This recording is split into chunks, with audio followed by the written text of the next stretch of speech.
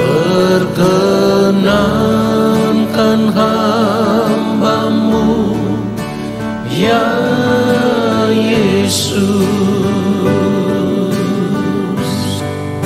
sujud menyembah dalam kekudusan.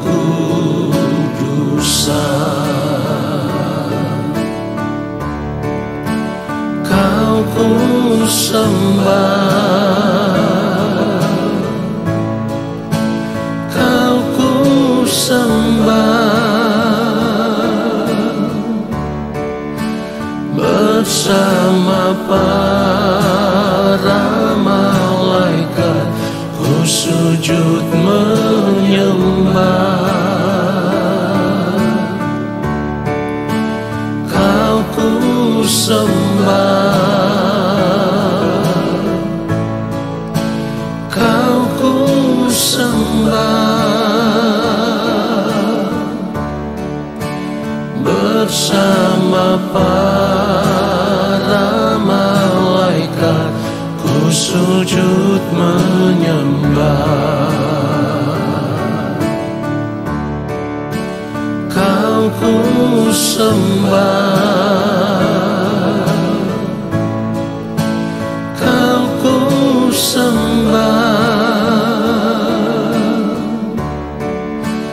bersama para malaikat ku sujud menyembah. Kau ku sembah, Kau ku sembah, bersama para malaikat ku sujud menyembah.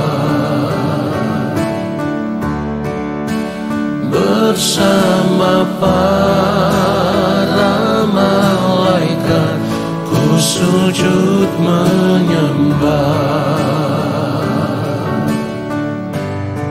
Sujud menyembah.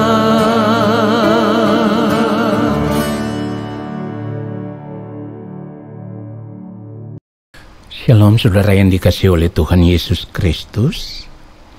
Mari kita teduhkan gelombang jiwa kita. Kita mempersiapkan hati kita untuk mendengar kebenaran firman Tuhan saat ini. Mari kita berdoa.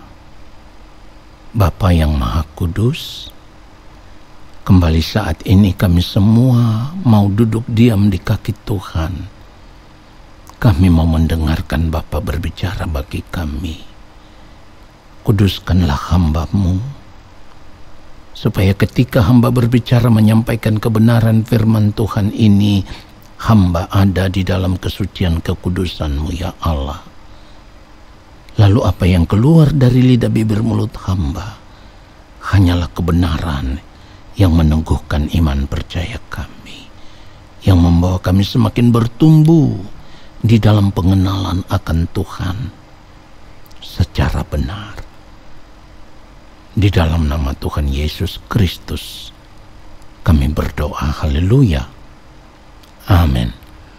Saudara yang dikasihi oleh Tuhan Yesus Kristus, sebagai orang percaya kita harus benar-benar memeriksa manusia batinnya kita, ya. Kita harus memeriksa selera jiwa kita. Apakah saat ini manusia batinnya kita masih terisi dengan keinginan-keinginan diri yang penuh dengan hasrat hati atau gairah duniawi atau tidak? Dan sebenarnya itu bisa terlihat jelas dari cara hidup kita, saudaraku. Artinya begini, apa yang mewarnai pikiran dan perasaan kita saat ini, apa yang kita ingini, apa yang kita pikirkan, semuanya itu bisa menunjukkan warna jiwa kita. Semuanya itu bisa menunjukkan selera jiwa kita. Ya.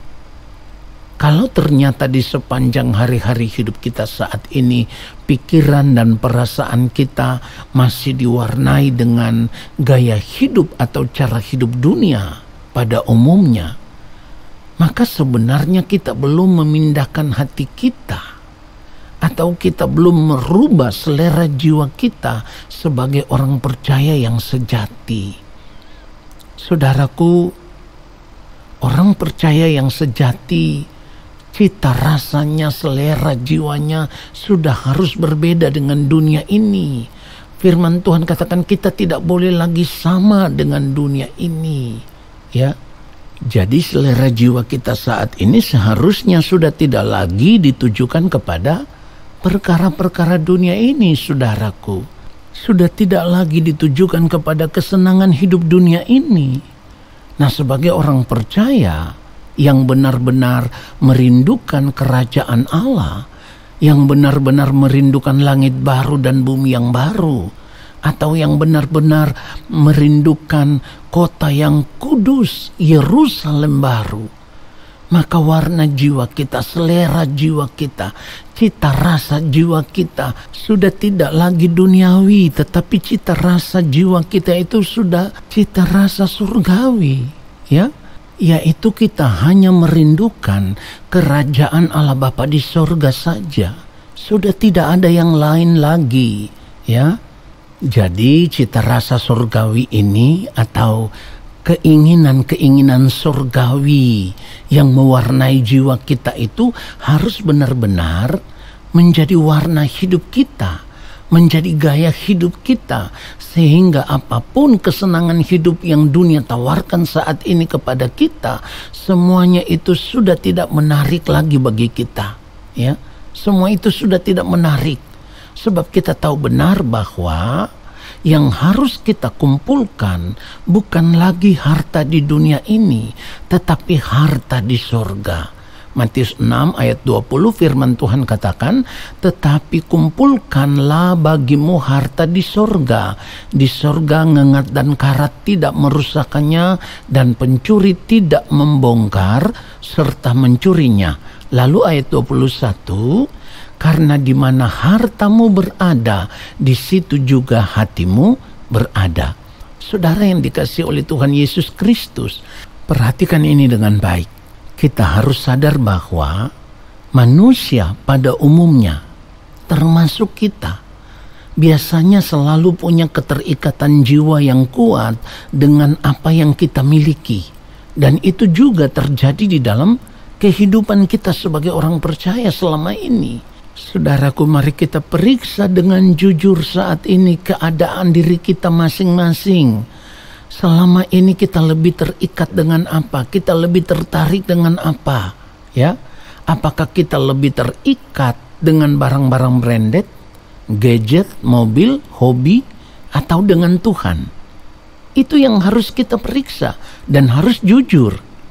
Kalau ternyata hati kita belum benar-benar terikat dengan Tuhan secara utuh, ya, secara penuh, dan masih terbagi dengan kesenangan-kesenangan hidup yang lain, maka hidup kita sebagai orang percaya menjadi tidak berkenan di hadapan Tuhan. Kita harus ingat, saudaraku, Tuhan tidak mau diduakan. Ingat itu. Kita tidak bisa menyembah kepada dua Tuhan. Itu yang firman Tuhan katakan. Kita tidak bisa menyembah kepada Allah dan juga kepada Mammon. Matius 6 ayat 24 kalau kita baca, tak seorang pun dapat mengabdi kepada dua tuan, karena jika demikian ia akan membenci yang seorang dan mengasihi yang lain, atau ia akan setia kepada yang seorang dan tidak mengindahkan yang lain. Kamu tidak dapat mengabdi kepada Allah dan kepada Mammon. Perhatikan itu, saudaraku. Mengerti kebenaran ini, saudara, kita dituntut, ya, kita dipaksa untuk menentukan pilihan. Jiwa kita saat ini mau diikat kepada siapa? Kepada Tuhan atau kepada Mammon? Saudaraku, disinilah pertaruhan kita yang sesungguhnya. disinilah pertandingan iman kita yang sesungguhnya. Sebab sebagai orang percaya, cita rasa jiwa kita itu harus benar-benar sama dengan cita rasanya yang mulia Tuhan kita Yesus Kristus. Tuhan Yesus itu memiliki cita rasa surgawi dan bukan cita rasa duniawi. Sebab dikatakan di dalam Yohanes 4 ayat 34, kata Yesus kepada mereka, makananku ialah melakukan kehendak Dia yang mengutus aku dan menyelesaikan pekerjaannya. Saudara perhatikan itu. Inilah selera jiwa Tuhan Yesus Kristus saat masih hidup di dunia ini sebagai manusia. Dan tidak ada keinginan yang lain di dalam hidup Tuhan Yesus selain hidup hanya untuk melakukan kehendak Allah Bapa di sorga. Saudara, inilah gaya hidup yang menyukakan, gaya hidup yang menyenangkan hati Bapa di sorga. Nah, orang percaya juga harus memiliki gaya hidup seperti ini. Gaya hidupnya Tuhan Yesus Kristus dan tidak lagi mengikatkan diri dengan kesenangan hidup dunia yang sia-sia. Saudaraku, kita semua harus sadar, sebagai orang percaya kita dituntut untuk memiliki gaya hidup atau cara hidup yang demikian, yaitu gaya hidup Tuhan Yesus. Dan tentu bukan tanpa tujuan. Kalau kita harus memiliki cara hidup seperti Tuhan Yesus Kristus, itu ada tujuannya. Dan tujuannya yaitu supaya nanti ketika kita berada di balik kematian, kita bisa mendengar Bapa berkata, inilah anakku yang kukasihi, kepadanyalah aku berkenan. Itulah yang dikatakan di dalam Matius pasal yang ketiga ayat 17. Lalu terdengarlah suara dari sorga yang mengatakan, inilah anakku yang kukasihi, kepadanyalah aku berkenan. Nah, saudaraku, itulah yang dikatakan oleh Bapa di sorga ketika Tuhan Yesus hidup dalam ketaatan penuh untuk melakukan semua yang menjadi kehendak Allah Bapa di sorga. Perhatikan ini, sekalipun dalam melakukan kehendak Allah Bapa di sorga itu, Tuhan Yesus harus rela dan tetap taat sekalipun. Tuhan Yesus harus mengalami penderitaan yang sangat luar biasa. Saudara, jadi kalau kita mengaku diri sebagai orang percaya, kita mengaku kita percaya kepada Allah di dalam Tuhan Yesus Kristus, tetapi kita tidak hidup sama seperti Kristus telah hidup, maka sesungguhnya kita tidak percaya kepada Allah. Perhatikan itu. Sesungguhnya kita tidak percaya kepada Allah. Dan itu artinya di balik kematian nanti, Allah tidak akan pernah mengenal kita sebagai anak-anaknya. Itu juga artinya kita akan terbuang ke dalam kebinasaan.